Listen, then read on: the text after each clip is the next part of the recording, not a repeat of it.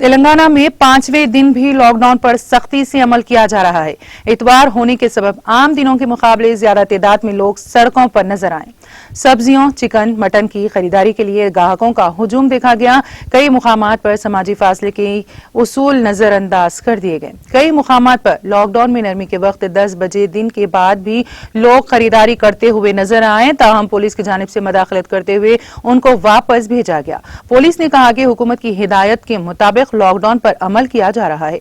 Police ने आवाम से appeal की है कि वो घरों में ही महदूद रहें और इंतहाई जरूरी काम हो तो ही घरों से निकलें ताकि मूजी मर्ज कोरोना के सिलसिले को तोड़ा जा सके। पुलिस ने कहा कि सुबह 6 बजे से 10 बजे के दरमियान लॉकडाउन में नरमी दी जा रही है। ताहम तकरीबन 9:30 बजे दिन तक भी अवाम का हुजूम बाजारों में देखा जा रहा है। शहर के कई मुकामात पर लगाए गए चेक पोस्टों पर पुलिस की जानिब से लॉकडाउन के औकात के बाद गाड़ी सवारों को रोका जा रहा है और जरूरी काम के सिलसिले में घरों से जाने वाले अफराद जो पास रखते हैं को ही जाने की इजाजत दी जा रही है।